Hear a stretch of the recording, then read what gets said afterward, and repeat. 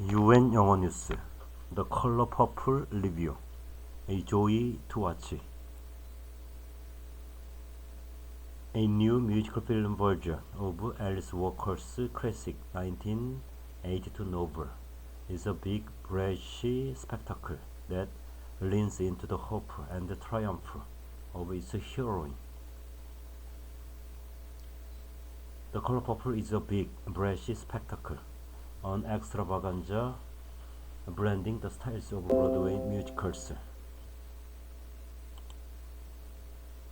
Hollywood studio movies, and music videos, with a mix of gospel, pop, blues, and ballads, all of that coming together smoothly in one exuberant film. Exuberance is an odd choice for the story of a woman abused by her father and husband, and cruelly separated from her sister and her children. But this new iteration, based on Alice Walker's 1982 Pulitzer Prize-winning novel and the successful Broadway musical, leans into the hope and the triumph of its heroine, Sally. In fact, hope and triumph have been the filmmakers and cast's main talking points in the run-up to its release. It was my goal to bring more levity to the story, while not shying away from the more difficult moments, the screenwriter Marcus Gardley says in the production notes, where one of its stars, Taraji P. Henson, says, "We are tapping into the joy they may have overcorrected." The film downplays the depth of Sally's tragedies as she goes from a girl in 1909 through the 1940s in a racist U.S. South. This Color Purple works best as a complement to Steven Spielberg's 1985 film with Whoopi Goldberg as Sally, which captures all the drama the new movie lacks, but on its own terms. The latest version is a joy to watch in all its crowd-pleasing boldness.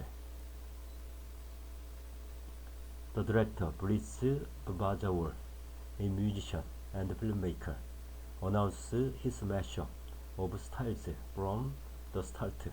Sally, Felicia Paul Mpasi, is 14 and pregnant with her father's child. The second one he will soon give away for adoption.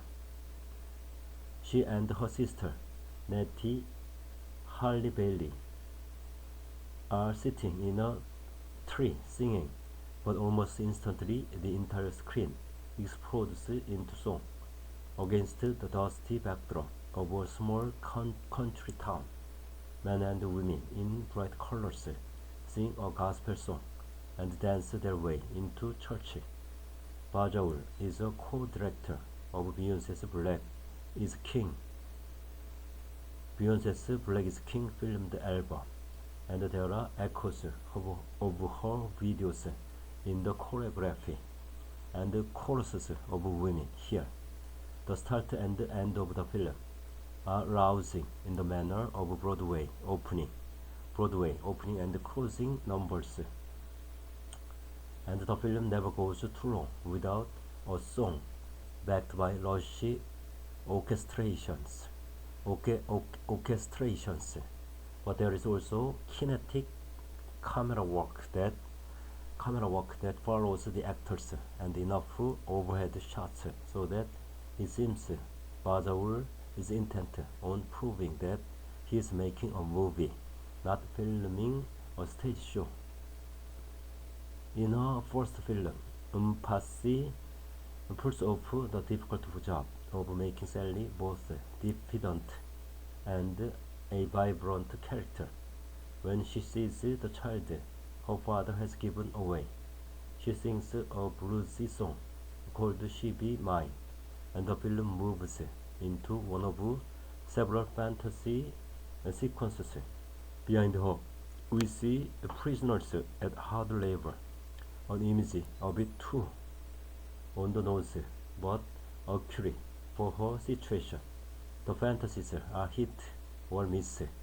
A later scene of the older Sally dancing on top of a spinning record just seems silly, but this one works. Soon she is married off to a brute called Mister, who treats her as less than a servant, and who is brought to life by Coleman Domingo, not as pure evil, but as a credible monster of selfishness. Belle is charismatic as Nettie, just as she was in The Little Mermaid. She sings and co-wrote one of the film's original pop songs, Keep It Moving, an interlude in which she tries to convince Sally to have fun, not just be subservient to Mr.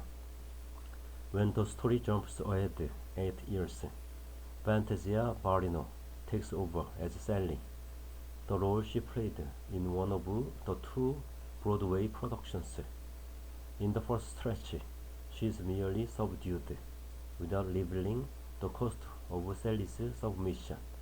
But the songs and the performance get stronger as Sally's sense of her own worth grows, and Barrino's powerful singing voice takes over by the end.